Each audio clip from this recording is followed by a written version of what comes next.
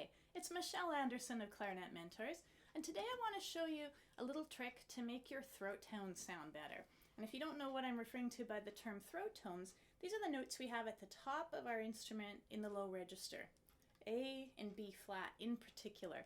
Acoustically, they're just not very nice notes on the clarinet, and you may notice that they sound kind of airier and fuzzier than your other notes. So I'll show you a few things you can try that should make these notes better, and I hope you enjoy them. I'm the founder of Clarinet Mentors, which is a whole series of video lessons and newsletter articles that all have tips to improve the clarinet.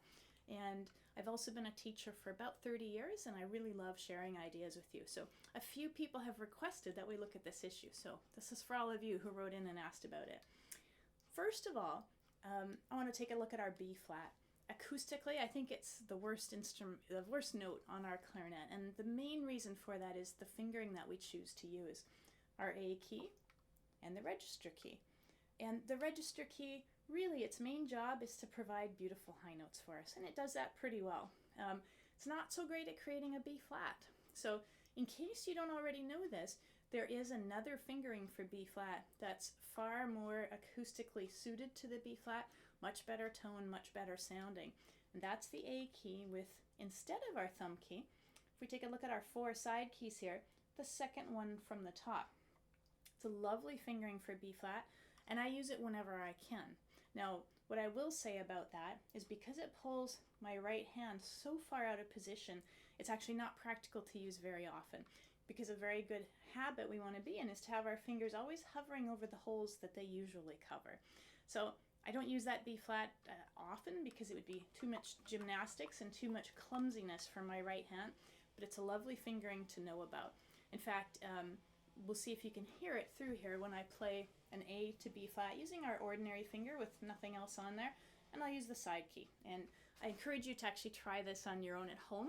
You may not hear much difference through the computer here, but you will hear a difference on your own instrument. So here's the regular old fingering. That B flat's a little bit fuzzy to my ear. Now I'm going to use the side key instead. More in tune, and it just feels more natural. One of our goals with the clarinet in general is to have the sound of our notes move smoothly from note to note. So if I'm going from my low register to my high register, I want them to blend really naturally and beautifully. And if we have a note that suddenly is fuzzy, it kind of disrupts that smoothness. So when you can use that fingering, great option. Now there's a mechanical thing that you should know about that does improve the sound of the B flat using the throat tone key. And I won't get into huge details on it because I'm not a technician, but if you have a great clarinet technician in your life, next time you're in a music store, it's a pretty simple thing for them to do, and it can improve your own instrument. So there are a couple things they can do with this back key, and I'm going to zoom mine in right to the camera. You might notice that I have a little metal post in there. You can sort of see a line connecting this pad to the clarinet. And that's something that Maury Bakun put in for me. I'm very lucky. I live in a city that has one of the world's greatest clarinet craftsmen, Maury Bakun, here in Vancouver. So he knows how to make instruments sound much better, so many tools and tricks. So that little plug that he put in really opened up my B flat and made it much more resonant than it usually is. Now the other trick I've seen people do is put a slightly thicker cork on this pad than usual, and instead of the cork being the same circumference all the way around and a certain thickness, they've beveled it so that the cork itself starts wide here at the pad, and then as it gets closer to the clarinet, it gets narrower. So it doesn't quite go to a point, but it would be sort of like a cone where you chopped it off halfway, so it's definitely conical. And just that allows the air to flow out of it a little bit differently, and it can help your sound. So it's a bit technical, but it's something you might consider. All right, for those of you who don't want to run out to your repair shop, and even if you do run out to your repair shop and have that improvement, we still want it to sound even better. So here's a trick that you can experiment with at home, and I encourage you to use it because I use it all the time, and most of my students do as well. This is called adding resonator fingers. And basically what we're going to do is play that B flat with our usual fingering, the one that we probably use 99% of the time. We're going to experiment with covering up other holes on the instrument to discover what opens up the sound a bit and makes it more matched, in particular to the high C right above it. So often we have a musical passage that will move up a scale and go from B flat to high C, and their natural acoustic response is pretty different, and we want it to be as similar as we can. So every clarinet works a little differently. Every brand of clarinet works a little differently. So I'm going to show you the basics here, and you'll actually need to experiment on your own instrument to discover what works best. And I want to encourage you to do this by recording yourself. To a certain extent, using your own ears in the room, you can hear that some of these fingerings are going to improve your notes and definitely make it worth doing. If you have trouble between maybe your two finalists and you just can't figure out which one is best, it's great to record it and then listen to yourself, because we do hear things differently through the ambient room noise, which we can hear listening back on a recording. So we're going to play our B flat, and holding those keys down, the first finger we're going to experiment with adding is the third finger on our right hand, and we're just going to see when I add that finger, does the sound get more open, more clear, or does it get more muffled? And of course, we don't want it to be more muffled. So here's what that would sound like on my clarinet.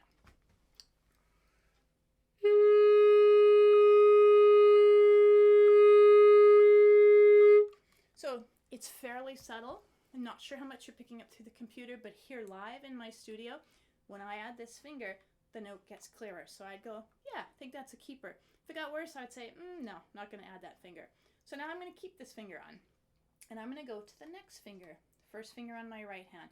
Same process. Does it get better or worse?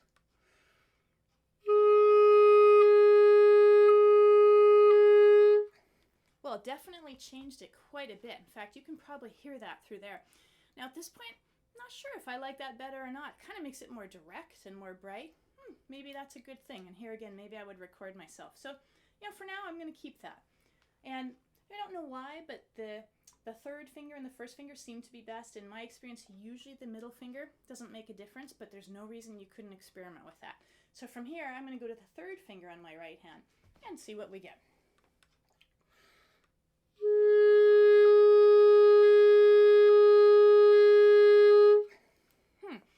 That's a very small difference. I don't think it made it worse. I don't really think it made it better, so I'm not sure about that one. Although I will say on my previous clarinet, that finger made a big difference.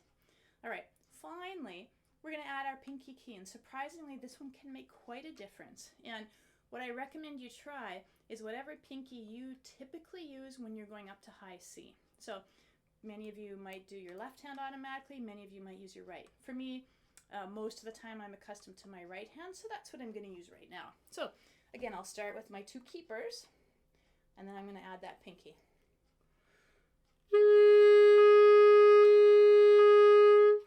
Oh yeah, I go, like that. So now what I would try is my B flat before any resonator fingers were added, and then adding all three, and just see what I get.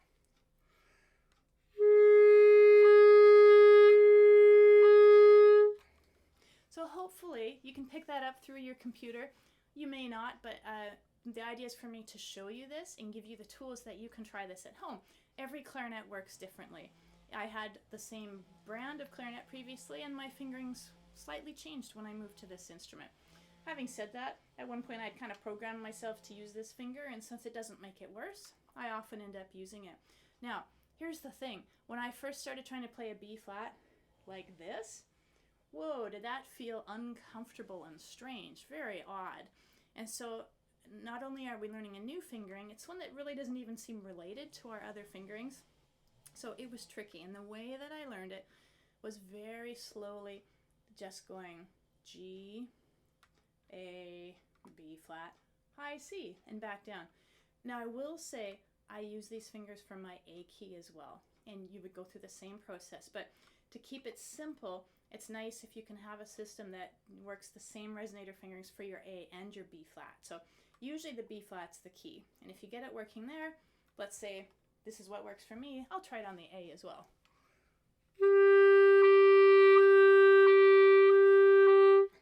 Yeah, definitely makes a difference. So for me, I go from my open G to my A, adding my resonator fingers, whether I have this finger or not.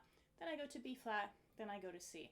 So as odd as that fingering feels for B, look like I'm a flute player here, look at what I have to add to get to high C. my 2 middle fingers, and my thumb. So once I got used to that fingering, it actually made crossing the break way easier, far fewer fingers to move. So really encourage you to try that out and see what you can get from it. And if you're not part of the Clarinet Mentors community, I want to invite you to join in. If you go to www.learnclarinetnow.com, there's a really easy sign up for our newsletter. And then as soon as new videos come out, you get notified about them. And you get newsletters that are full of articles that have all sorts of things. And you get the chance to write to me and ask me what kind of videos you'd like to see in the future. So I invite you to join us for that, and I look forward to seeing you soon.